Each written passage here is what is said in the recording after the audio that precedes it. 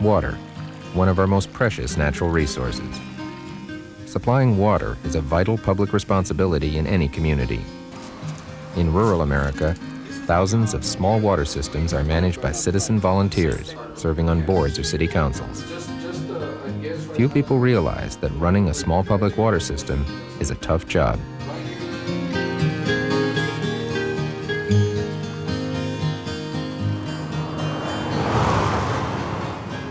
This is West Texas. Here near Lubbock, the small town of Roaring Springs struggles to provide water for its residents. The water system was installed in Roaring Springs in 1918 by the railroad at the time they platted out the town. The water system has deteriorated to the point of where it's a continuous job for one man patching leaks on a daily basis. The water tower that exists here is about to fall down and the city well has been condemned. Small systems everywhere face similar problems. In this South Texas rural area, water for several hundred families is provided by a small water system, the El Tanque Water Supply Corporation.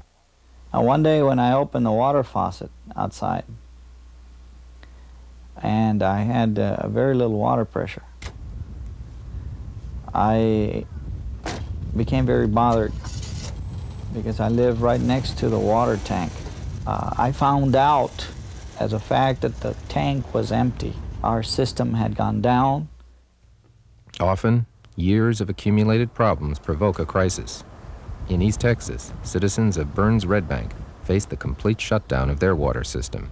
We were to the point that we just weren't sure what was going on. We didn't know if we really were going to have water or if we really weren't going to have any.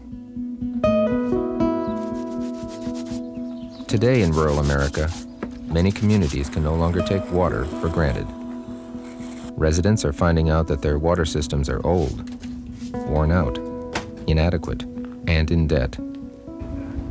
They are also finding out that local people must take on the responsibility of solving these problems themselves. In Burns Red Bank, for example, after citizens realized that there was a possibility that their system could be shut down, a new water board was elected. The new board were concerned and eager to make improvements, but they had little experience in running a water system. The system had serious problems. Each month, they were buying 3 million gallons of water from the nearby water district. But they were only selling half of it to their customers. Where was the rest of the water going? No one seemed to know. We were going to lose the system because we were so far in arrears on things, and we were just going to be taken over. So something had to be done. In El Tanque, new board members also took over a failing system which was running in the red. The main problem before that was records and stuff like that, bad bookkeeping, we can say. We were losing a lot of money. The system had been designed for 90 connections, but after 20 years of growth, it was servicing several hundred families, still using the original 2-inch pipes. These small pipes could not provide enough water or adequate water pressure to reach many homes consistently. The result? Frequently, customers would have water only a few hours a day. It got to the point that if I turned the water faucet outside, I wouldn't have any water inside. And it became very severe, particularly because I had a newborn baby. And not having a water source with a newborn baby in the family, I realized that I had to do something. In Roaring Springs, the water system was well built 50 years ago. But then, the railroad abandoned the town. Population dropped. Little attention was paid to the water system, which fell into disrepair. Now, the antiquated water system threatens the town's economy. A local industry which produces plastic pipe is dependent on good supplies of quality water. In order to keep the company in Roaring Springs, the community desperately needs to rebuild its water system. When it comes right down to nitty-gritty, water is your main problem on anything. If you just don't have the water system, you don't have a town.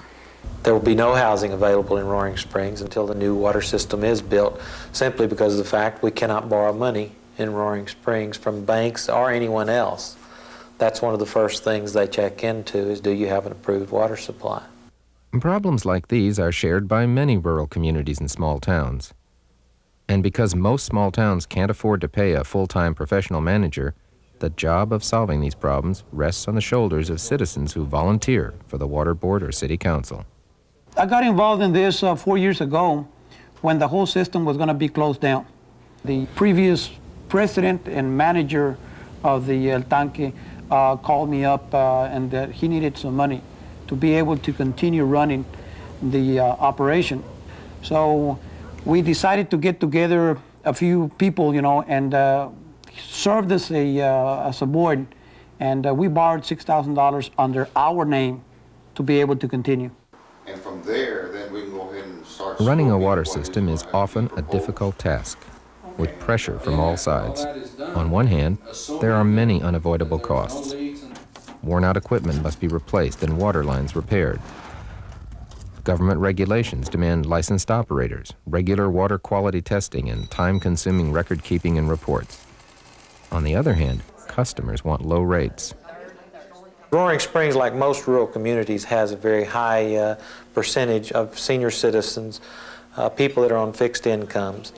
When you start talking to them about raising their water rates, there's a tremendous resistance initially in that, how am I going to be able to afford another $5 or $10 a month for water when I can barely make ends meet as it is? But the alternative that we have to finally present to them and convince them of is no water. Often, a water board or city council will have inherited a difficult set of problems from a previous administration, yet be expected to solve them. Well, in the beginning, we were having problems with taking care of our bills. The IRS was literally taking everything we were putting in the bank because we were so behind on taxes. Any questions? And the job can demand much more time and energy than expected.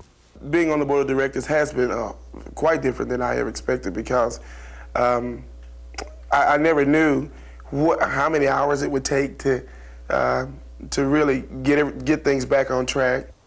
Some of the hard things about being on a volunteer water board like this would be to know that your neighbor wasn't able to pay his bill, but you still have to cut him off anyhow. And to have to get up at 2 or 3 o'clock in the morning and try to get out whenever your pumps is not on or won't run. Board members are willing to work hard, even though they're volunteers, because they know that they have a serious responsibility. Most board members are committed to their communities and want them to prosper. That's why they volunteered to be on a water board or a city council in the first place. But many would acknowledge there's lots to learn about the job. I had no background in bookkeeping at all. I had to start from zero. No formal education, no formal training. We never did have direct experience with water systems before, but we learned as we went. So gradually, little by little, we began to tackle one problem at a time. And we're still doing it that way. And this one's about ready to conk out. As you can see, it's pretty rusty already. And it's not unusual to have to learn the hard way, dealing with each crisis as it comes along. It's true that the job covers a lot of ground. Just think, you need to know something about how the water system works, repairs, federal and state regulations, financing, legal responsibilities, bookkeeping, rates, and how to deal with your customers. That's a lot. So it's no wonder that water board members can benefit from training. For instance, your projected cash flow form. Burns Red Bank has been helped by a staff member of Community Resource Group. He's helped us set up books and to make sure that we were looking at the billings properly. Sometimes a system needs outside help. For 50 years, the water rates in Roaring Springs were low. Too low to set aside money for replacing equipment when it wore out. So when the pipes and pumps began to deteriorate, there were no funds available.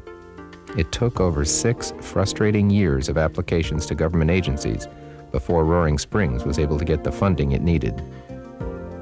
Although Roaring Springs was finally successful, it's clear from their experience that it's becoming harder for small systems to get federal or state grants and loans. A successful water system is run like a business. It needs a board that can make the tough decisions necessary to balance the books, setting rates high enough to cover the full cost of running the system. I think other small communities could take a look at the problems that we have and see a lot of themselves in there. There's a tendency to be a little bit lax in your handling of your day-to-day operations. Everybody knows everybody. But I think the conclusion we came to is even in a community as small as Roaring Springs, you have to run your city government just like a business with all the proper controls in place. In El Tanque, board members feel that their hard work has already made a huge improvement. They have been able to purchase a vehicle and other equipment, make many needed repairs, and pull the system out of the red. 4 years ago, when I went in, we had a deficit of approximately $45,000. And right now, we're doing much better. We have a little surplus. I mean, not a whole lot, but at least we're surviving. Just some of the basics is to make sure you have a Also, check register, with the help of Community Resource Group, they are planning to save even more money by learning how to do their own bookkeeping. The Burns Red Bank Board found out that their large water loss was simply due to illegal taps and uncollected bills. Collecting those bills, often past due for months and even years, fell to the board president, who knew everybody in the community and was able to persuade them that it was time to pay up. Mr. Hensel.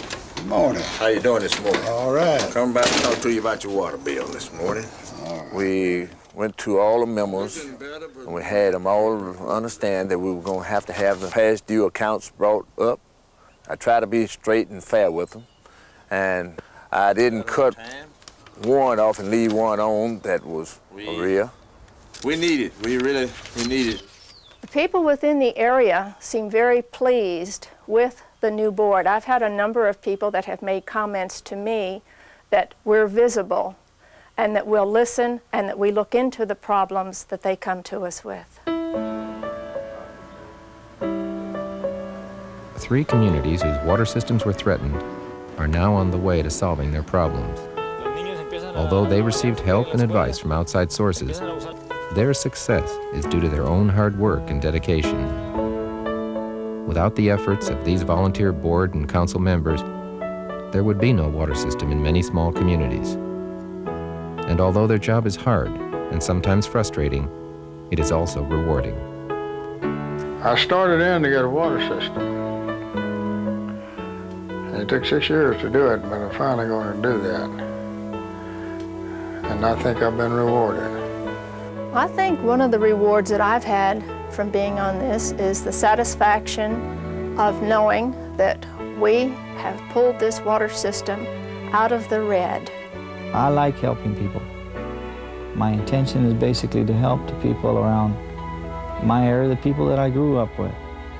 Again, I guess I find a satisfaction in that and just seeing a small town that I do have a lot of roots and a lot of feeling for stay a viable community.